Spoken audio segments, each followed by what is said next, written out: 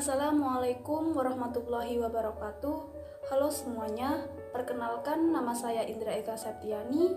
Pada video kali ini saya akan menyampaikan tentang quarter life crisis, yaitu insecure dan juga anxious.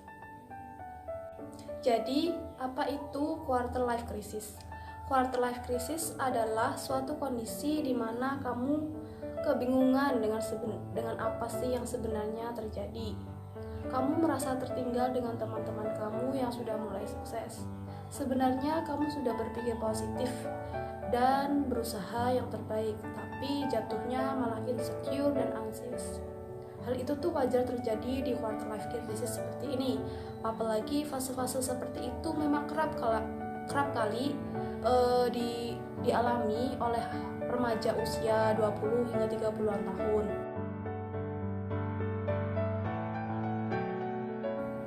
Oke, untuk mempersingkat waktu, kita mulai dari insecure.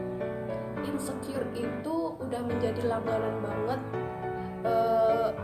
anak-anak muda zaman sekarang ya.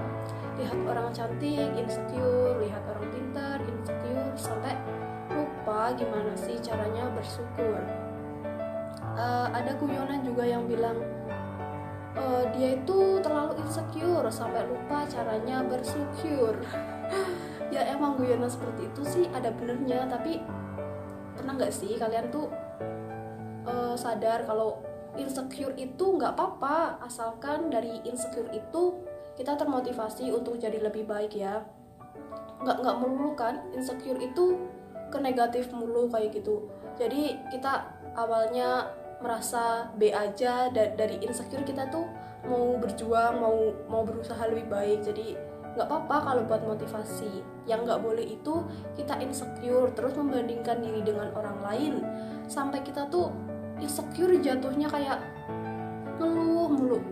Kenapa sih aku tuh kayak gini? Kenapa dia tuh kayak gini? Itu nggak boleh.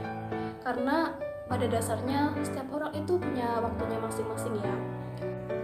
Yang selanjutnya adalah anxious. Anxious adalah bahasa Inggris yang artinya itu cemas. Ada yang bilang orang cemas itu tandanya kurang ibadah. Itu semacam kalimat yang bilang aku tuh nggak jerawatan soalnya aku wudu. Secara nggak langsung orang itu bilang kalau orang yang jerawatan itu nggak sholat. Padahal bukan gitu konsepnya. Semua orang pasti pernah merasakan apa itu cemas. Apalagi di usia muda yang selalu memikirkan bagaimana sih nanti masa depan aku, bagaimana nanti aku di masa yang akan datang, seperti itu. Perlu kalian ketahui bahwa tingkat kecemasan setiap orang itu berbeda-beda, dan bagaimana cara mengatasinya pun tentunya berbeda-beda tergantung pengalaman mereka ya tentang kecemasan. Lalu bagaimana sih kita mengatasi agar tidak terlalu cemas memikirkan masalah-masalah hidup seperti itu? Saya cenderung orang yang cemas ya, sering memikirkan hal-hal yang padahal sepertinya baik-baik saja tapi terlalu dipikirkan gitu ya. Nah itu orang bilang sih overthinking. Hal seperti itu tuh kerap kali terjadi di usia-usia seperti ini ya. Usia-usia yang bingung nanti aku mau ngapain, nanti aku bisa sukses nggak ya, nanti aku bisa bahagiain orang tua nggak ya, ya semacam itulah. Dan menurutku pribadi hal itu tuh wajar ya, soalnya ya emang fase seperti itu tuh terjadi gitu loh. Secara kita nolak pun hal itu tetap akan terjadi, soalnya emang proses kehidupan seperti itu. Jadi ya nggak apa-apa kita merasa insecure, merasa anxious, merasa kita tuh nggak berdaya, asalkan dari cara-cara seperti itu, bukan cara sih, dari pikiran-pikiran seperti itu tuh kita bisa berkembang gitu loh. Kita bisa lebih tahu, oh aku cemas, aku mikirin masalahku, berarti aku harus melakukan sesuatu agar aku tuh nggak cuma cemas aja gitu. Terus kalau insecure, dari insecure itu seperti yang aku bahas sebelumnya, kita tuh jadi termotivasi gitu loh.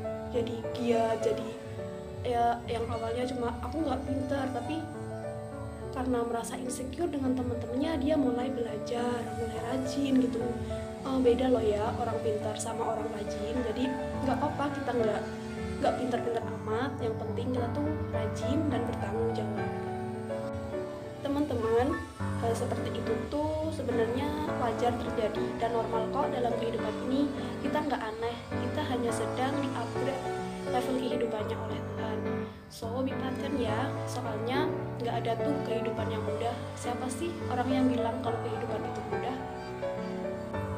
Jadi teman-temanku sekalian, nggak apa-apa sebenarnya kita merasa insecure, anxious seperti itu.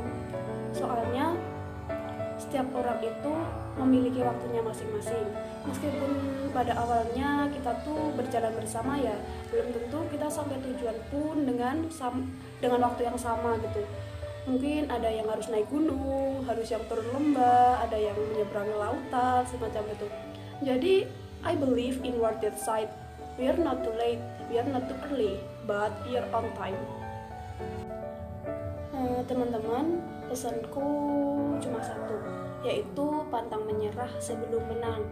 Namun jika nanti kamu tetap nggak menang, pastikan kamu bahagia dulu ya, because nothing happen without reason. Oke, be humble, be kind, and grateful. Terima kasih telah menyimak video singkat ini. Semoga sedikit bermanfaat ya. Kurang lebihnya mohon maaf. Thank you for your attention and see you. Wassalamualaikum warahmatullahi wabarakatuh.